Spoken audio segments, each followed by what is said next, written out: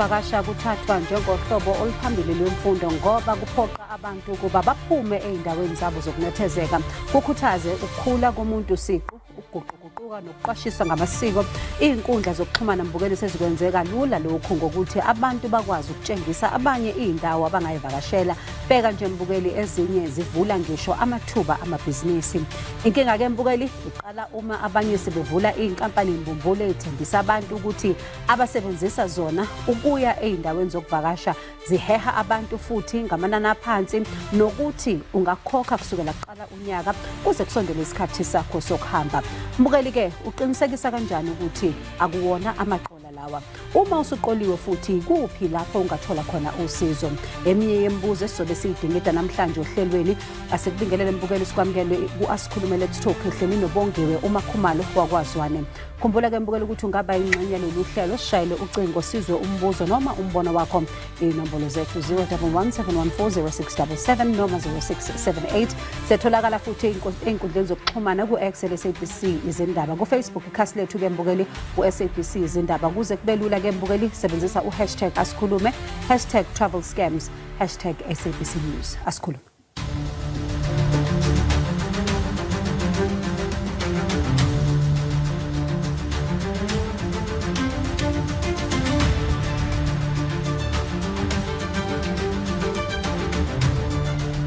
Ngaphambi kokuba samukele ihambeli zethu, ake sizwe sibuke umbukeli nawo umbike siwulethelwe intatheli yethu yohlelo uNombuso Mahlangu. Cabanga nje ukusebenzisa izinkulungwane zamarandi ukhokhela iholide bese uthola ukuthi konke bekuyisikhwabaniso. Umlingisi uLerato Mvelase ungomunye wabantu abaningi baseNingizimu Afrika abakhabaniswe emuva nje. Umvelase uthi wethulwa kule nkampani ezokuvakasha ngonyaka 2023 futhi bahamba kahle kakhulu ngaleso sikhathi. Ngenxa yaloko kuhle akuhlangenwe nako wanquma ukubhuka uhambo lwesibili esebenzisa izimali azigcinile. Kodwa uthi ngesikhathi sesibili indlela inkampani yayenza ngayo yaqala ukumbeka imibuzo nokusola. Nga-introduce kule company Africa 2023 ngaqala ukusebenza nabo 2024 with trip yami yokuqala. That's the way they ensnare you into their criminal ways, you know, ngoba uba ne trip yokuqala noma yesibili noma yesithathu if you're lucky ezohamba kahle. Ezinsukwini ezimbalwa ngaphambi kosuku lohambo, uMvelase nomndeni wakhe bajabula belungiselela uhambo, bathola izindaba ezishaqisayo. 8 days before ngizohamba ngithole i-message ngoba bengiloku ngifona ngithumela ama-message ngithi angi-understand ngingani ngakatholi ama-confirmations ami, hotel confirmation, amathikithi wama-flights. Lo sisi angithumela i-message athi kumina uyaxolisa i-trip ngeke isakwazi kwenzeka ngoba ba-liquidated. Kubalulekile ukwenza ucwaningo olunzulu nokuhlola umlando ezinkampani zezokuvakasha ukuze ugweme ukuba isisulu sokukhwabanisa. Le nkampani was not operating ebumnyameni. It was not an inconspicuous business. It was a prominent company. Siyibona lapha kuma Instagram basebenzisa abantu abaziwayo to promote ibrand yabo. Umvelase wanquma ukwabelana ngolwazi lakhe ezinkundleni zokuxhumana futhi uthi lokho kwavula isikhwama sezimfihlo. It's not myself, it's not only a few hundreds of South Africans that were scammed by the same company. Other parts of Africa. Victor Sibeko, CEO ye-Gauteng Tour Operators Association, ufundise ababukeli ngezigebengu zezokuvakasha. Ngoba kuningi okunye okucebezelayo ukubona kokuhle ucabanga ukuthi kuhle. Baku-issuele ithikithi. Yes, ukhokhile i-return. Baku-issuele ithikithi, uthola ithikithi lakho, uye e-airport uma unenhlanhla ukwazi ukubhoda uhambe. Uma uqeda ukuhamba nje bese bayivoida i-return ticket yakho. Wena ukhokha i-return angithi. So yona imali yokubuya sebeyigodlile. Ngale abalikhokhela ngehotel.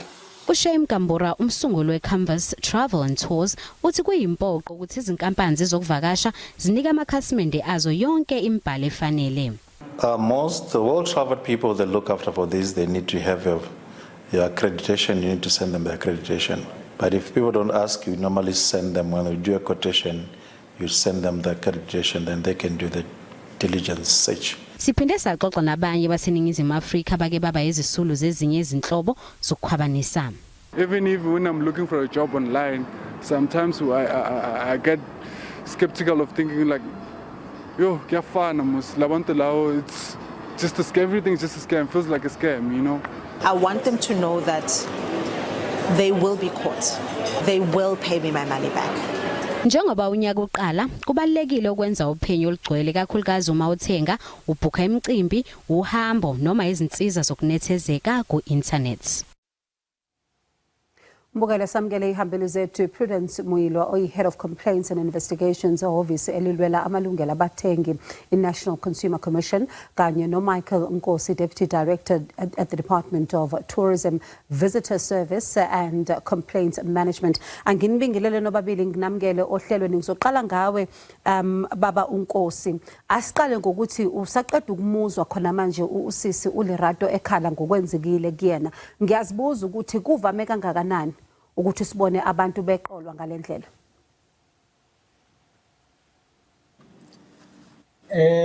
Kuyenzeka kona ukuthi kuvele especially issue akhulume ngayo khona manje ngoba yena bamqole ngokuthi bathi i-company sengena ku liquidation.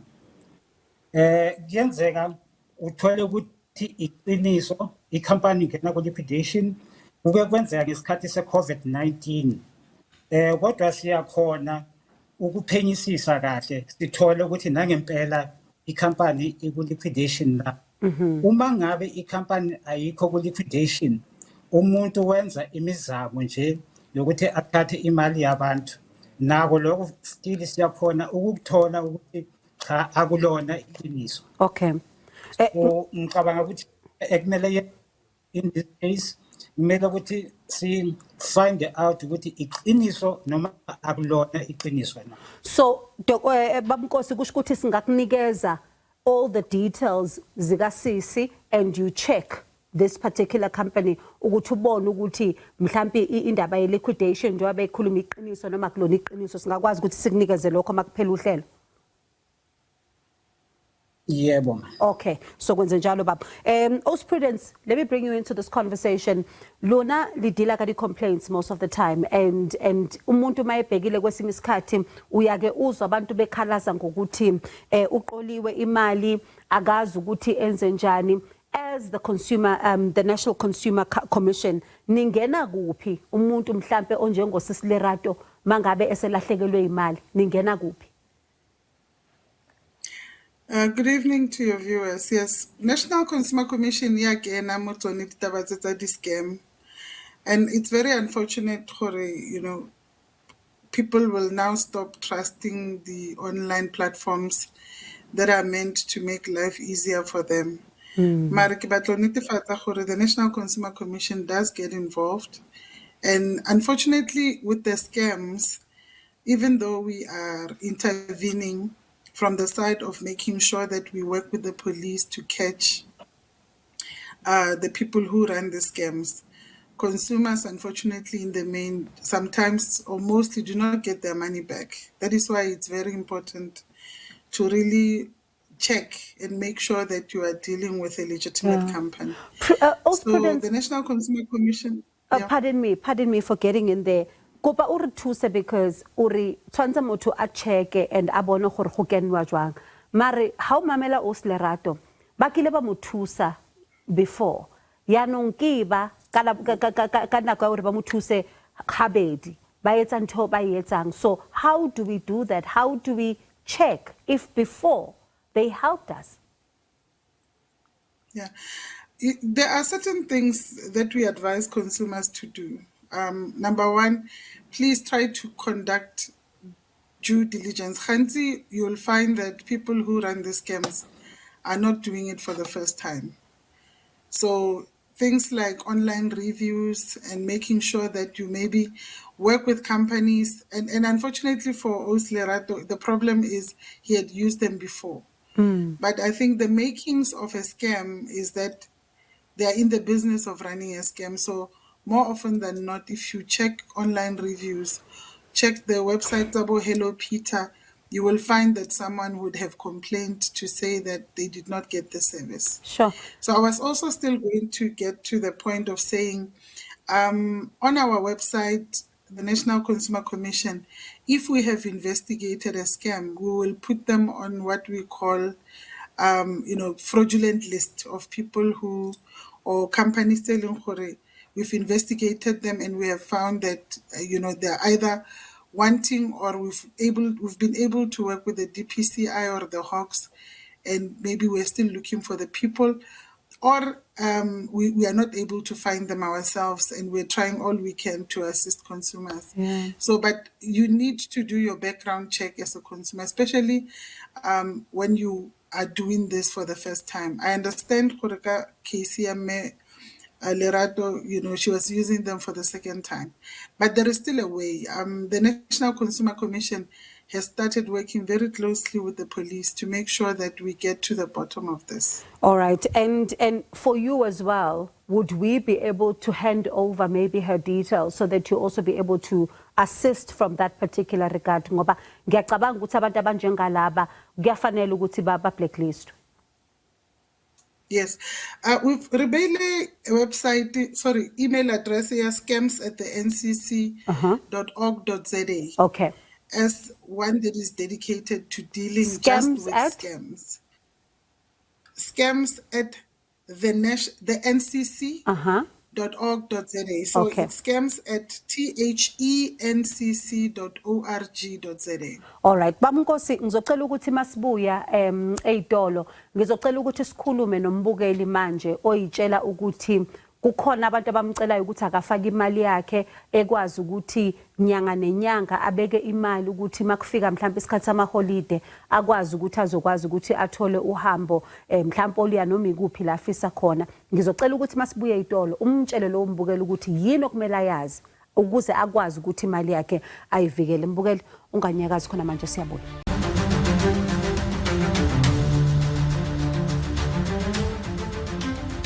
Mbukeli usahleli neasikhulume Let's Talk uma uqeda ukuhlanganyela kanye nathi sikhuluma ngezokuvakasha mbukeli nokuthi ungazivikela kanjani ekuthenini ungaqolwa abantu abazofika bathathe eyakho imali. Bamnkosi, angibuye kuwe kwesinye isikhathi siyake sibone kusetshenziswa abantu osaziwayo kakhulu ukuthi mhlambe inkampani ikwazi ukuthi idonse abantu ukuthi abafake imali kuyona.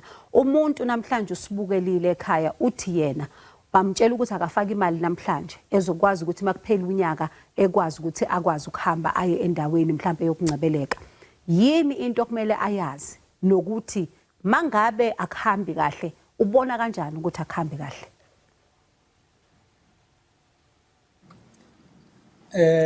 Ngiyabonga leli thuba.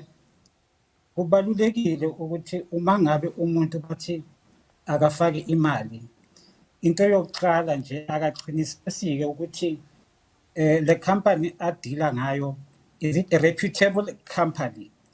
Ku tourism kukhona ama associations.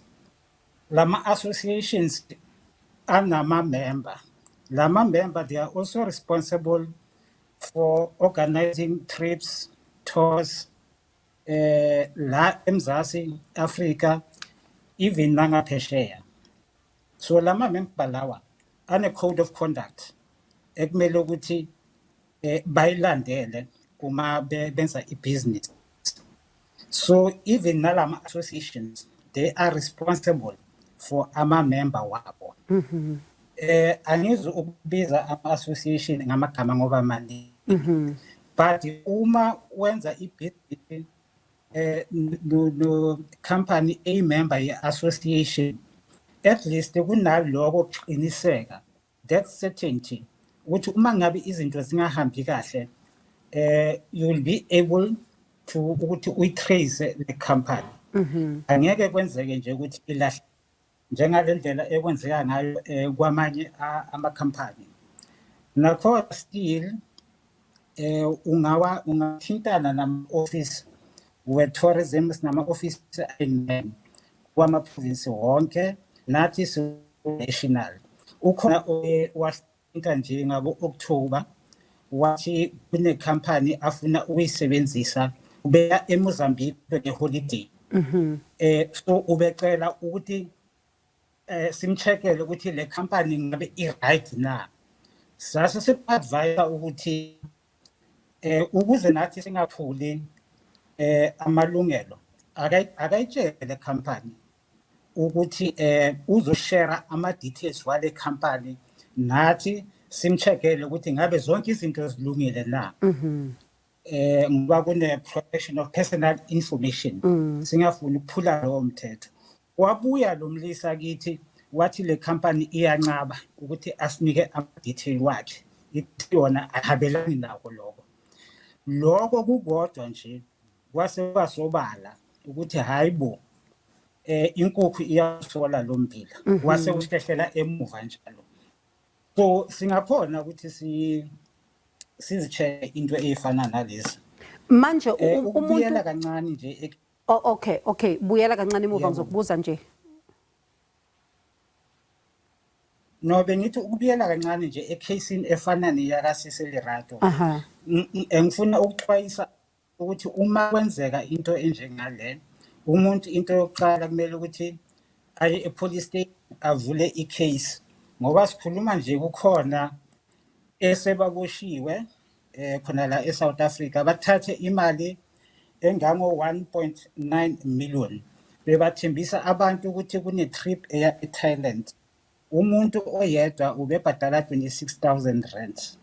Uma abantu sebebhadalile iwebsite azange isaba khona. Uma sekubukwa le communication yabo ibingenayo indawo lapho ibusiness esebenzela khona phecelezi i-physical address. Bekuna website number yasuka website number. Okay. Kodwa ngenhlanhla ke bakhona ukuthola manje sebaqalile manje bacula icala labo. Hayi siyabonga ukuzwa lokho ngoba kusinika kakhulu ithemba lokuthi kuyenziwe okuningi. Hanka khutlela ko wena os Prudence gona le nako tse ding tse re bonang ka tsona online o tholo hore ba sebedisa di-influencer ba sebedisa batho ba famous hore ba kgone hore ba sebedise di-business tsa bona ba re gape o bue le bona online o kenye tšhelete social media ebile e teng haholo hona moo o reng ko motho o ko gae gona nong o shebile maybe a social media platform o ipolele hore nka ba sebedisa ba because ke bona o ka re nka mo tshepa Prudence because ke a mo tseba. No, thank you for that. Message of especially to the influencers and people who market on behalf of these platforms. They must also know how they act as agents. And Mulao is very clear how an agent can also be held liable for the losses. And I think this is a message, especially the young influencers in our country, because we see them get into the space of advertising things that they don't know as if they know them. Where you find that someone will get online and say, I've been to this place, I've used this product, I vouch for them. Those statements are not made in vain. So just because you are an influencer or the statements that you make about having experienced something that you have not experienced, you will be held liable. And we need to also explain how e-commerce, online platforms are a real place in a sense of business. And the reason why as the National Consumer Commission, we are now prioritizing e-commerce is to deal with such things because we see that people think it's a gimmick, they think it's a game to get online and advertise products. Especially from what the so-called real life experiences. Ke tsone dilo tse etsang gore batho ba wele ka ditlhogo mo di-scamming tse so.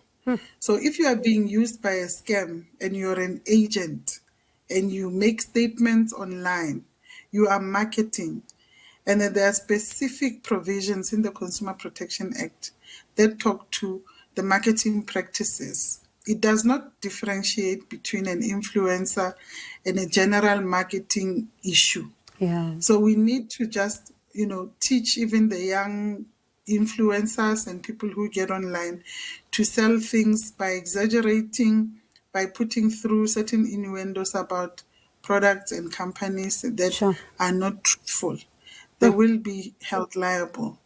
And also, I think one other thing, you need to also look at your contracts as influencers so that, because making a false claim on a public platform, you will be held liable. It's not a game. This is a serious thing. People are being misled, and we cannot, as government and even platforms that hold people accountable, ignore the fact that people are enticed into going on these things because famous people are being used Yeah. or people who hold a certain level of influence on the media platforms are Okay. saying things. So that's the one thing. Another issue ngizocela is nje just, ukuthi uyibambe nje kancane Prudence kancane sobuya ngayo masibuya eidolo ngizobuya nje with that point when we come back from the break. Mbukeli sesiphetha nje ake sizwe kuyihambeli zethu ukuthi sixazulula kanjani lenkinga. Prudence, I'm going to come back to you just briefly for your last bit. yes, so what I wanted to emphasize is that to a point where you are misleading or making false statements in public about your experience that you've had with a particular company, you will be held accountable. Lying on e-commerce or on social platforms, and it is misleading people into thinking that things are a particular way when in fact they are not, is in fact misleading people, and you can be held accountable. And that is why it's very, very important for us not only to guide other people but to also assist the middlemen who we refer to as agents. If you act as an agent for a particular company, you also are part of what the problem is. Yeah. And Babunkosi sesiphetha nje, I mean, when you look at tourism, for example, it's a big booster for the country's economy. There's lots of job creation, also my business that they get to benefit here. Local, what does it do to investor relations? Mangabe abantu bazoqamba manga lendlela. Abantu baqamba ngalendlela badenta image ye country. As a country, we view ourselves as a destination of choice. Manje uma abantu bezigcola abantu izimali ngeyona lokho kukhinyabeza kakhulu kabi ukukhula kwezokuvakasha la eSouth Africa. So engakusho nje ukuthi abantu abaqaphele futhi nathi basithinte. Ikakhulu futhi ngiphinde ngixwayise kukhona abanye bebahambisa i-competition. Le competition bebethi now uwinile uya eThailand. Now uya eThailand already sowubhadale sowukhokhelwe wena 23,000 ekhavara indiza ikhavara nendawo yohlala lapho yakhona. Awukhokhi lutho nje sowuwinile wena. Kodwa abese bamba la kufanele uhambe nomlingani wakho. Umlingani wakho uyobhadala 23,000 rand. Yeah. The moment ubhadale 23,000 rand leyo mlingani angeke uphinde usabathola ni. Sure. And But since le ndaba basazisa yona hayi banyamalala azange basa kodwa ngithi abantu abaqaphele ngaphindeka yenze lento futhi. yeah, and abaqaphele ngempela. Abaqaphele ngempela. Okay, Babunkosi, i-connection yakho ngathi asitholani kahle i-connection yakho Babunkosi, kodwa sikwazile ukuthi sikuzwe ukuthi uthini when it comes to abantu being safe. Mbukeli qaphela siyacela qaphela njengoba kuqala unyaka nje baningi bazothi faka imali yakho ungamani uyifake nje.